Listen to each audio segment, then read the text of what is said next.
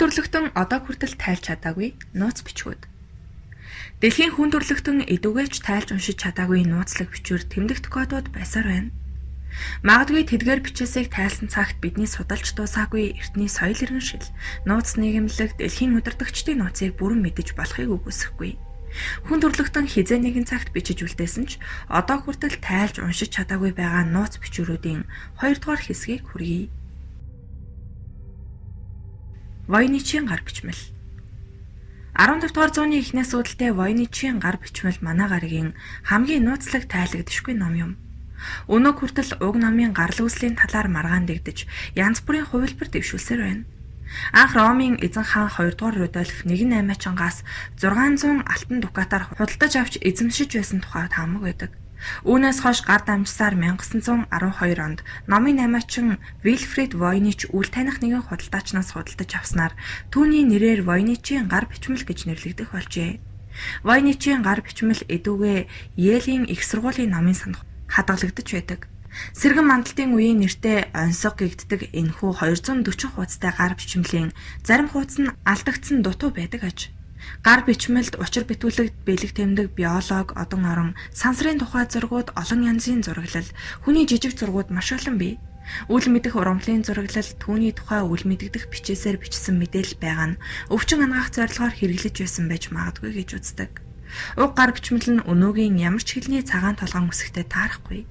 Дэлхий дээр огт байдаггүй хэлээр бичигдсэн төдийгүй. Дүрсэлсэн ургамал нь ч дэлхий дээр байдаггүй. Хинж бичсэн, хизээ бичсэн, яах гэж бичсэн тэр тусмаа юуны тухай гэдгийг нь мэдэхгүй. Код тайлагч, математикч, хэл шинжээч гэд бүхий салбарын мэргэжилтнүүд нэг ч үгийнхээ утгыг тайлбарлаж чадаагүй юм. Зарим нь зөвхөн түлхүүрээр тайлагдах нарийн кодтай, зарим нь зүгээр нэг тоглоом, зарим нь бурхан Тэнгэрийн элчийн илгээсэн илгээмж гэж таамагласан байдаг. 2014 онд хэсэг эрдэмтэд нууцыг тайлж чадлаа гэсэн мэдэгдэл хийж байсан ч тэдний үзэл бодол эсрэг тесрэг байсан нь асуудлыг мухардалд оруулжээ. Нэг хэсэг нь мартагдсан Мексик хэл, харин нөгөө хэсэг нь Азийн нэгэн хэлээр бичигдсэн гэж үзжээ. Түүнчлэн гар бичмэлд одон орны тухай үл мэдэгдэх хүснэгтүүд ч бий. Нийтдээ 170 мянга орчим тэмдэгтийг ямар нэгэн дүрмийн дагуу байрлуулсан байдаг. Ямар ч цэг зай завсаргүй бичсэн энэ тэмдэгтүүд кодолч нууцлсан янзгүй ч энэ гар бичмлийг хэн бүтээсэн бэ гэдэг нь тодорхойгүй. Өөр нэг таамаг бол Италийн зохиолч, зураач, уран баримлч, яруу найрагч, хэлцүүч, гүн ухаантан Леон Батиста Альберти юм. Барууны нууц бичвэрийн эцэг эгддэг тэрбээр энэхүү гар бичмлийг бүтээгдсэн гих цаг хугацаанд мөн амьдарч байжээ. Тэр дэлхийн анхны нууц бичвэрийн цагаан толгой, нууц бичвэрийн механик машин бүтээсэн билээ. Магадгүй Войничийн гар бичмэл түүний анхны туршилтуудын нэг байж болох юм. Бичиг үсэг тайлагчдыг мухардалд оруулсан Войничийн гар бичмлийг хүндрэлтэн тайлж чадах юм бол бидний шинжлэх ухаан, одон орны түүхийн тухай ойлголт ч өөрчлөгдөхийг үгүйсэхгүй. Фестийн хүрд дээрх бичээс 1908 онд Грекийн Крит аралд Фесто хотын туйрт хийсэн малтлагын үеэр ордны нууц газраас Италийн археологчид энэхүү дискийг олжээ. Фестийн диск хэмээх уг чулуун олдуурыг түүхчид одоогоор олдоод буй хүндрэлтний түүхэндх хамгийн эртний хэвлэлбэр буюу барлал гэж үздэг. Диаметр нь 15 орчим сантиметр энэхүү тавг эдүгээ Кретийн Ираклионы музейд хадгалагдаж байдаг бөгөөд эрдэмтэн судлаачдын сонирхлыг татсаар иржээ. Уг диск дээрх бичээсийг ихэнх судлаач эртний фестуудын бичиг гэж үздэгч утга учиргүй зураас зурлагууд бэлэгдлийн төдий тэмдэгтүүд гэж үзэх нэгэн ч бий. Хоёр талынхаа дүрсүүдийг нийлүүлбэл нийт 242 дүрс үсэхтэй хоорондоо ижил төсөөгүй 45 төрлийн дардастай энэ олдвор манай эртний өмнөх 1600-аад оны үед хамаарна гэж үздэг. Гэхдээ энэ диск нь манай эртний өмнөх 1600 оны үеийн Кретийн бичиг соёлоос ялгаатай. Зарим судлаачид Фестийн хүрдийг гаднаас уг арал дээр авчирсан, зарим нэг нь арал дээр бичигдсэн гэж үздэг.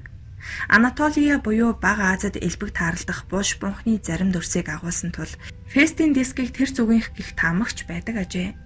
Тийм бол бичвэрийн хэлч тэр нутгийнх болж таарна. Мөн ямар нэгэн мэдээлэл агуулсан шифр гэж үзэж байхад зарим нь ямар нэгэн хэл биш гэж үздэг байна. Дүрс зурлагууд нь ямар нэгэн хэл бичиг мөн бол олон янзын маяг чамирхалгүйгээр бичиж болох байсан. Үнэхээр хэвлэлийн дардас байсан бол өөр ижил тавг олдох байсан баг. Крит арлаас олдсон бичгийн бусад их сурвалжтай төсвийн зэрэг нь тайлбар нотлохоо шаарддаг. Өнөө хүртэл хадгалагдсан үлдсэн хүндрэлтний анхны хэвлэмэл бичвэрт тооцогддог энэхүү нууцлаг дискний нууцыг тайлахаар судлаач эрдэмтэд ажилласаар л байна. Прото-Илам. Ираны өмнөх эртний соёл иргэншил болох Иламын шаантаг маягийн тэмдэг үсэг танигдахаас өмнө богино хугацаанд ашиглагдаж байсан хүрлийн эрт үеийн бичгийн систем юм. Энэхүү бичгийн системийн олон текстүүд уншигдсан хэдий ч өнөөхөр нь бүрэн тайлагдаагүй байгаа билээ. Илам буюу өнөөгийн Ираны баруун хэсэгт манай эртний өмнөх 30,050 оны үед хэрэглэгдэж байсан эртний Илам бичиг нууцад илгээгүй эртний олон бичиг үсгээс хамгийн эртнийх нь юм.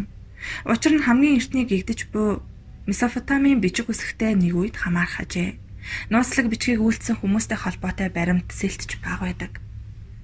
Эртний Илам бичиг нь Ираны баруун хэсэгт нэлээд хожуу буюу дээрх цаг үеэс 750 орчим жилийн дараа суурьсан хүмүүсийн Линейн Илам хэмээх бичгийн их байх магадлалтай юм. Линейн Илам нь тус бус нутагт үүссэн эртний 3 бичгийн дундх нь бөгөөд манай эртний өмнөх 1300 оны үед хэрэглэгдэж байсан хожуу Иламыг Эрдэмтэд 19-р зуунд тайлж уншсан байна. Хачирхалтай нь хоорондоо 800 орчим жилийн зайтай Иламын 3 бичгийг холбох ямар ч сэжин байдаггүй. Ялангуяа өвөг Илам болон Линейн Илам хоорондын холбоо маш бүрхэг. Уг хоёр бичгийн хэл нь ижил гэдэгт Эрдэмтэд судлаачид санал нэгдэж байсан ч 1980-ад оноос санал зөрчилдөг болжээ. Түрүү үеийн болон дунд үеийн Илам бичгийн хэл эдүгэж тайлагдаагүй бөгөөд өөр хэл бичгтэй холбож үзэх ямар ч сэжүр байдаггүй ажээ. Ронго бичиг. Истрарл нууцаар дүрэн. Үүнийг бичгэн шилтгэн. Ронго нь нутгийн уугуул иргэдийн Рапануй хэлээр уухай төрлөг гэсэн утгатай. Ронгогийн хэл Рапануйтай төстэй байх талтай ч 25 дүрс бүхий цагаан толгой нь хэл бичгийн мэргэжилтнүүдийг гайхшруулдаг. Мөн хэр эртнийх болох нь ч тодорхойгүй. Ронго бичгийг зэрэгэлдэх арлын иргэд заваар авчирсан гих домог байдаг ч цаг хугацаанд тодорхойгүй бөгөөд манай эртний 300-аад оны үед энэ явдал болсон гих таамаг бий. 1770 онд Истрарлд хүрсэн Испанийн хоёр хөлгийн ахмадтай гэрээ байгуулсан нутгийн иргэдийн гарын үсэг гих дүрс үсэг Ронготой төсгүй. 1774 онд тус аралд хүрсэн Джеймс Кук бичиг үсгийн уул мөрийг олоогүй зэрэг нь судлаачдыг төрөөдүүлдэг.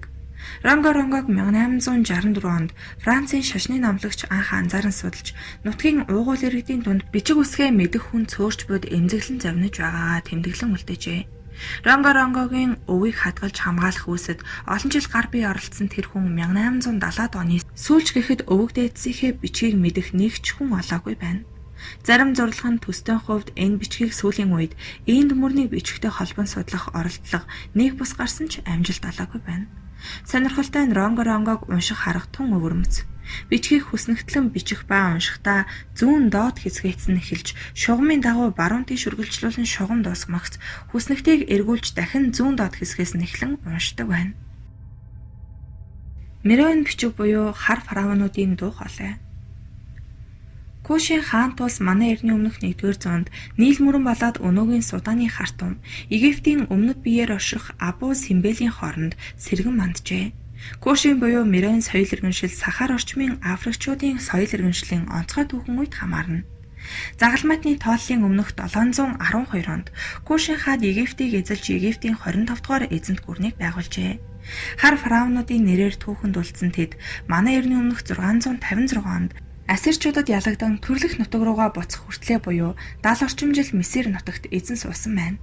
Зураг дээрх Мероин бичгийн энэхүү их сурвалж тэрхүү ялагдлын дараах үед хамаарна. Кушийн хаад Египтийн дүрс үсгийг ашигладаг байсан ч манай эртний өмнөх 3 дугаар зуунаас өөрсдийн онцлог хэв маягийг илтгэсэн шинэ бичиг үсэгтэй болжээ. Мероин бичиг эртний Египт бичгийн адил хоёр төрөл байсан бөгөөд дүрс бичиг нь хөшөө дурсгал бунхан зэрэгт бичигддэг. Хүндэтгэлийн дээдсийн хэрэглээ байсан бол бичмэл буюу нийлмэл үсэг нь өдөр тутмын хэрэглээ байв. Мероин 2 цагаан толгой хоёул 23 үсэгтэй байсан нь олон зуун дүрс зурлагтай эртний Египтийн бичгээс ялгагдана. Египт болон Мероин бичгийн ялгааг анх 1911 онд Оксфордын их сургуулийн Египт судлаач Фрэнсис Левелийн Гриффит тайлж нийтэд танилцуулжээ. Мероин бичгийн утгыг нь мэдэх аргагүй. Учир нь Мероин хэл чухам ямар хэл байсныг судлаачид хараахан тогтоогоогүй бөгөөд орчин цагийн Африкийн хэлнүүд тэр дундаа Кушийн Вантусад хамаарч байсан бүс нутагт буй одоогийн хэлнүүдийн алинд ч Мероин бичиг дуудлагатай холбогдох сэжим олдоогүй аж.